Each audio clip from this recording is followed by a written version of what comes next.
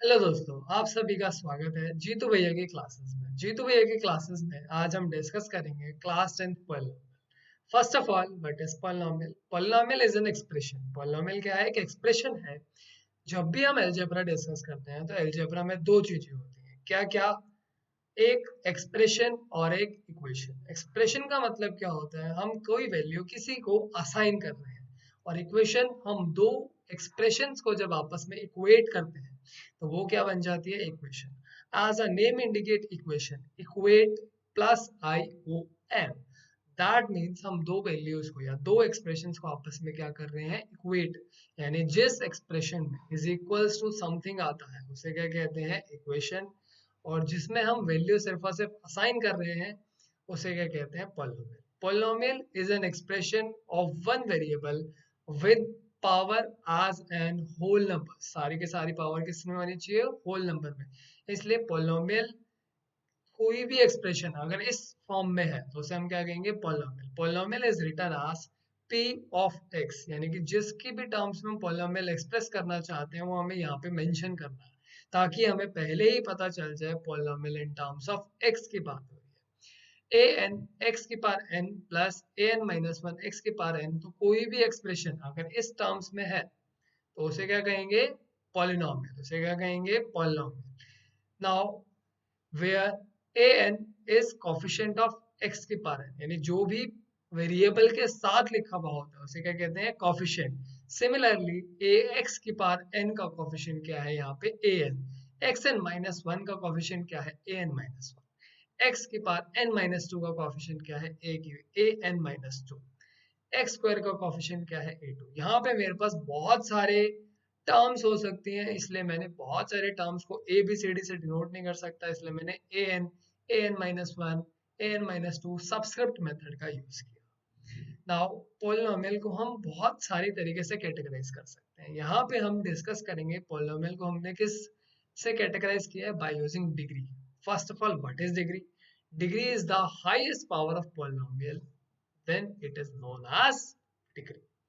Now degree अगर zero है तो उसे क्या कहते हैं? Constant polynomial. Expression like px equals to c, सिर्फ और सिर्फ क्या होनी चाहिए? कांस्टेंट टर्म होनी चाहिए, उसके अलावा कुछ और नहीं होना चाहिए। If degree is one then it is linear polynomial। और expression standard expression is ax plus b। Next is quadratic polynomial. Degree कितनी होनी चाहिए? टू। तो स्टैंडर्ड पॉलिनोमियल का एक्सप्रेशन क्या बना? A x square plus b x plus c. सबसे ज्यादा इस चैप्टर में हम क्वाड्रेटिक पॉलिनोमियल ही डिस्कस करेंगे। Next is cubic polynomial. Cubic polynomial का जो स्टैंडर्ड एक्सप्रेशन हुआ क्या हुआ? डिग्री कितनी होनी चाहिए? थ्री। तो स्टैंडर्ड एक्सप्रेशन हुआ a x cube plus b x square plus c x plus D.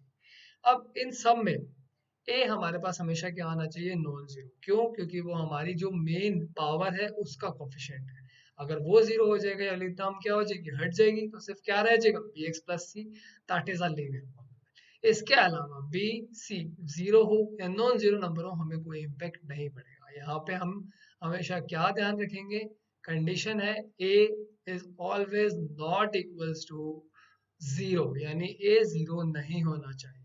अगर ए जीरो हो जाता है तो वो हमारा पोलिनोमियल, जैसे अगर लीनियर पोलिनोमियल की बात करें तो पोलिनोमियल लीनियर पोलिनोमियल नहीं रहेगा, क्या बन जाएगा? Constant polynomial. इसी तरीके से अगर क्वाड्रेटिक पोलिनोमियल में ए जीरो हो गया तो वो क्या बन जाएगा? Linear polynomial. तो उस पोलिनोमियल का टाइप चेंज हो जाएगा, इसलिए हम कभी भी ए को जीरो नहीं रख सकते, इसलिए हमेशा ए क्या रहेगा? Non zero. इस चैप्टर में मेनली हमें फोकस करना है जीरो ऑफ अ पोलिनोमियल। सबसे पहले जीरो ऑफ पोलिनोमियल का एक मतलब जान लेते हैं। जीरो पॉलिनोमियल का मतलब होता है ऐसी एक्स की वैल्यू जहां पे मेरा एक्सप्रेशन क्या हो जाए? Zero. Example, p of x is a polynomial which is x plus five. तो ऐसी x की वैल्यू सोच के बताओ जहां पे पोलिनोमियल क्या हो जाए? जीरो। माइनस फाइव, अगर x मेरा माइनस फाइव होगा, minus five plus five is zero, so minus five is the zero of polynomial.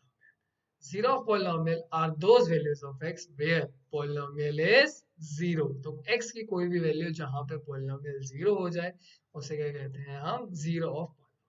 अब मैंने यहाँ पे एक केस डिस्कस किया हुआ है क्वाड्रेटिक पॉलिनोमियल, क्योंकि इस चैप्टर में हम सबसे ज्यादा बात क्वाड्रेटिक पॉलिनोमियल की करने वाले हैं। तो क्वाड्रेटिक पॉलिनोमियल में polynomial is of quadratic polynomial ax square plus bx plus c, then we से हम इसके दो जीरोस को क्या बोलते हैं, alpha and beta. That means p में अगर मैं x की जगह अल्फा पुट कर दूं तो we get the result as zero, and अगर बीटा पुट कर दूं then also we get result is as zero. So alpha and beta are zeros of polynomial. A polynomial of degree n can have at most n real zeros। कहने का मतलब क्या है, अगर मैं बात करूं लीनियर पॉलिनोमियल की, तो लीनियर पॉलिनोमियल की डिग्री कितनी होती है, one. That means linear polynomial has only one zero. And similarly, quadratic polynomial have degree 2. So, quadratic polynomial has two real zeros, at most two real zeros. Why here says that at most, क्योंकि zeros में भी हो सकता है उससे ज्यादा exist ना करते हो, अगर exist करते हो तो equal भी हो सकते हैं, इसलिए हम क्या कह रहे हैं, at most। कहने का मतलब है अगर quadratic polynomial है तो उसके दो zeros होंगे, अगर cubic polynomial है तो उसके तीन zeros होंगे, बाय क्वाड्रेटिक पॉलिनोमियल है तो उसके चार जीरोस होंगे। तो number of zeros depend upon the degree of a polynomial. Geometrically हम जीरोस को कैसे देख सकते हैं, मैंने जो मेरा y है उसको क्या कंसीडर कर लिया, p ऑफ x, यानी जो भी मेरा p ऑफ x की वैल्यू है वो मैं x पे y पे रिप्रेजेंट कर रहा हूँ, और जो मेरा x है इंडिपेंडेंट वेरिएबल उसको मैं x एक्सिस की तरह रिप्रेजेंट कर रहा हूँ। अगर मैं किसी भी पॉलिनोमियल को ग्राफिकली डिनोट करूँ तो वो ग्राफिकली मेरे को मैक्सिमम टाइम क्या देगा, एक कर्व शेप देगा, accept in linear polynomial. Linear polynomial हम पहले भी डिस्कस कर चुके हैं, जिसकी डिग्री वन होती है। जब मैंने उसको पी एक्स को y लिख दिया तो y इक्वल्स टू क्या बन गया, x प्लस फाइव। तो इसका ग्राफ हमें बनाना आता है, हमने नाइन्थ क्लास में सीखा है, it is a linear equation of two variable. तो इसका ग्राफ हम स्ट्रेट लाइन बना सकते हैं इस तरीके से। तो अगर इसका ग्राफ स्ट्रेट लाइन है तो इसके कितने रियल जीरोस हैं, कितने नंबर ऑफ जीरोस हैं, जितनी बार एक पॉलिनोमियल का ग्राफ एक्स एक्सिस को कट करेगा। क्यों एक्स एक्सिस की बात क्यों हो रही है, क्योंकि एक्स एक्सिस पे ऐसा पॉइंट एग्जिस्ट करता है जहां पे एक्स तो नॉन जीरो होता है but why is zero. That means polynomial की वैल्यू वहां पे क्या हो जाती है, जीरो। तो जितनी बार पॉलिनोमियल का ग्राफ एक्स एक्सिस को कट करेगा उसके उतने नंबर ऑफ जीरोस। यहाँ पे हमने एक एग्जांपल कंसीडर किया है, एक दो तीन चार, यानी कि इसके कितने नंबर ऑफ जीरोस हैं, फोर। क्यों, क्योंकि यहाँ पे ग्राफ कितनी बारी कट कर रहा है, फोर टाइम्स। यहाँ पे गलत लिखा हुआ है तो जैसे ही कुछ गलत मिले उसे जरूर करेक्ट करो, क्योंकि जानबूझ के गलत लिखता हूँ मैं बहुत सारी जगह, ताकि पता चले कि किस किस बच्चे का ध्यान है। Number of zeros is 4 and polynomial intersect 4 times to x axis, इसलिए number of zeros कितने हैं, 4। जितनी बार भी polynomial x axis को कट करेगा उसने उसके number of zeros होंगे। यहाँ पे हमें कुछ इस तरीके से polynomial का ग्राफ गिवन है, तो इसके कितने नंबर ऑफ जीरोस हैं, जीरो, क्योंकि एक बार भी पॉलिनोमियल एक्स एक्सिस को कट नहीं करना। वाई एक्सिस को नहीं देखना, किसको देखना है, एक्स एक्सिस को। तो एक्स एक्सिस को मेरे पॉलिनोमियल ने के ग्राफ ने एक भी बार कट नहीं किया। तो geometrical expression says that number of zeros is same as number of times intersect to x axis, यानी जितनी बार ग्राफ एक्स एक्सिस को कट करेगा उतने उसके नंबर ऑफ जीरोस। तो यहाँ पे नंबर ऑफ जीरोस क्या है, जीरो। वाई, क्योंकि पोलिनोमियल एक बार भी एक्स एक्सिस को कट नहीं कर रहा। किसको कट कर रहा है, वाई। वाई से हमें कोई मतलब नहीं, क्यों, क्योंकि जीरो क्या होता है, जहां पे पोलिनोमियल की वैल्यू जीरो हो जाए बट एक्स की वैल्यू क्या हो, नॉन जीरो। ऐसा सिर्फ और सिर्फ एक्स एक्सिस पे ही होता है। If we consider a quadratic polynomial such that alpha and beta are zeros of polynomial, then relationship between coefficients and zeros are, तो जब भी हम zeros फाइंड आउट करते हैं और जो हमारा पॉलिनोमियल है, जैसे मैं एग्जांपल कंसीडर करके चल रहा हूँ, क्वाड्रेटिक पॉलिनोमियल है, उसमें एक रिलेशनशिप एग्जिस्ट करता है। क्या, जैसे क्वाड्रेटिक पॉलिनोमियल की टर्म्स में जो भी सम ऑफ जीरोस आएंगे वो किसके इक्वल होगा, माइनस बी बाय, और जो भी प्रोडक्ट ऑफ जीरोस आएंगे वो किसके इक्वल होगा, सी बाय। ऐसे सिमिलर अगर मैं क्यूबिक पॉलिनोमियल डिस्कस करूँ, क्यूबिक पॉलिनोमियल के क्या क्या जीरोस होंगे, alpha beta and gamma are zeros of polynomial. then what is the relationship between zeros and coefficients of polynomial? So sum of zeros alpha plus beta plus gamma is minus b by a. Sum of product of zeros alpha beta, beta gamma, gamma alpha is c by a. Product of zeros alpha beta gamma is minus c by. यहाँ पे clear है ना, ए b सी की values क्या है, जो भी मैंने स्टैंडर्ड पॉलिनोमियल लिखा है वहां पे a b c d mention है, यानी जो भी तुम्हारा पॉलिनोमियल होगा उस हिसाब से तुम डिसाइड करोगे कि ए बी सी डी की वैल्यू क्या है। जैसे मैंने एक पॉलिनोमियल लिख दिया 3x² प्लस 7x प्लस 5, तो यहाँ पे a की वैल्यू क्या है 3, b की वैल्यू 7, c की वैल्यू 5, यानी कि जब मेरे नंबर ऑफ जीरोस यानी जीरोस फाइंड आउट हो जाएंगे, कितने जीरोस फाइंड आउट होंगे इस केस में, number of zeros is 2 bye degree is 2, तो डिग्री अगर 2 है तो जीरोस तो है, कौन कौन से मान लिया, एज्यूम कर लिया alpha and beta, so sum of zeros alpha plus beta is nothing but -7/3। क्यों, अभी अभी मैंने ऊपर पढ़ा कि सम ऑफ जीरोस क्या होता है -b/a, that means -7/3। Similarly product of zeros alpha beta is nothing but c/, that means 5/3। तो इस तरीके से हम रिलेशनशिप सेटिस्फाई करा सकते हैं। अगर रिलेशनशिप सेटिस्फाई हो रहा है दैट मींस हमारे जीरोस जो फाइंड आउट हुए हैं वो सही है, और इन रिलेशनशिप को यूज करके हम आगे बहुत सारे क्वेश्चन को टैकल करेंगे। अब जीरोस फाइंड आउट कैसे करते हैं, how to find zeros of quadratic polynomial. Quadratic polynomial के जीरोस फाइंड आउट करने के लिए पॉलिनोमियल में हमारे पास एक ही मेथड गिवन है which is middle splitting term और फैक्टराइजेशन मेथड। फैक्टराइजेशन मेथड में मिडल स्प्लिटिंग टर्म में करते क्या है, ये हमने 9th में भी डिस्कस किया है, 8th क्लास में भी डिस्कस किया है, बट दोबारा से डिस्कस करते हैं। पॉलिनोमियल अगर हमारा है 2x² - 7x + 6, तो हमें सबसे पहले जीरोस फाइंड आउट करने के लिए अपने पॉलिनोमियल को किसके इक्वल इक्वेट करना है, जीरो के, ताकि मैं पॉलिनोमियल की जीरोस फाइंड आउट कर पाऊँ। तो जीरोस फाइंड आउट करने के लिए मेरे पास इक्वेशन बन चुकी है 2x² - 7x + 6 = 0।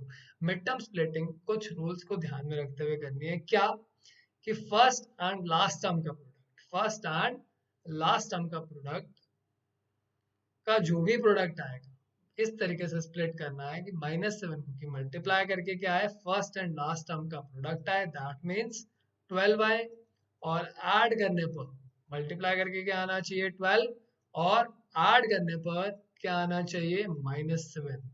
तो मुझे अपने पॉलिनोमियल को कुछ इस तरीके से ब्रेक करना है, मिड टर्म को यानी -7 को कुछ इस तरीके से ब्रेक करना है कि ऐड करके क्या है -7 और मल्टीप्लाई करके क्या है 12। Now break -7 as sum is -7 and product is 12, that means 2 into 6। तो 7 को मुझे ब्रेक करना है, तो 7 को ब्रेक करना काफी आसान है।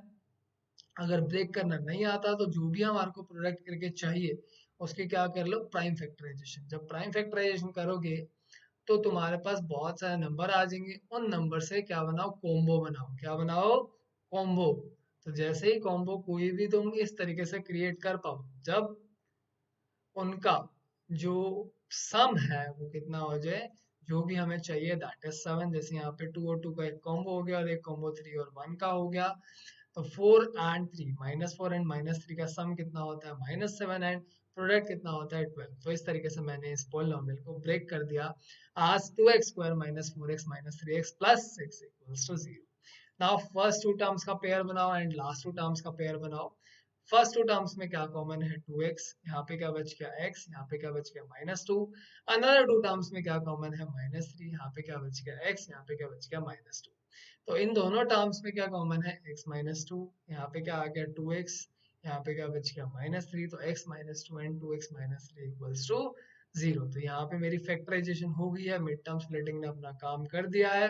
अब किस तरीके से मैं जीरोस फाइंड आउट करूंगा, अगर दो टर्म्स है मेरे पास a और b और मुझे पता है कि इनका प्रोडक्ट क्या है 0, प्रोडक्ट क्या है 0, तो ये जरूरी है कि उनमें से कम एक टर्म तो 0 होगी।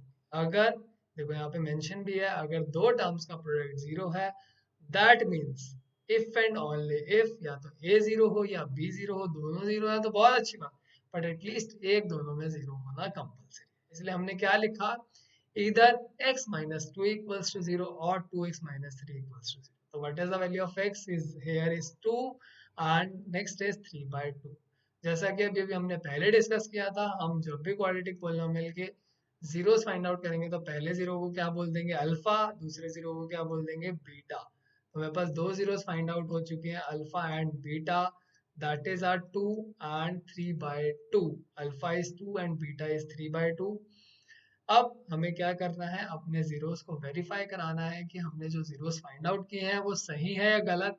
तो वेरीफाई कैसे कराते हैं? वेरीफाई कराने के लिए हमने ऊपर पढ़ा relationship between zeros and coefficient of quadratic polynomial. तो जो हमारा सम है अल्फा प्लस बीटा वो किसके इक्वल आना चाहिए? माइनस बी बाय अल्फा क्या है 2, बीटा क्या है 3/2, 2 plus 3/2 is 7/2 is nothing but minus of minus 7/2।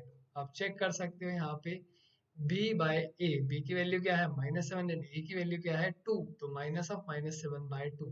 तो मेरा सम वाला रिलेशनशिप सेटिस्फाई हो गया। Similarly product alpha beta 2 into 3/2 is 3, c by 6/2, तो मेरा प्रोडक्ट वाला रिलेशन भी सेटिस्फाई हो गया क्योंकि c is 2 and a is c is 6 and a is 2, तो इसको कैंसिल आउट करके भी 3 आ रहा है और मेरा प्रोडक्ट ऑफ जीरोस भी 3 आ रहा है। तो इस तरीके से मेरा relationship between quadratic polynomial and zero satisfy हो गया।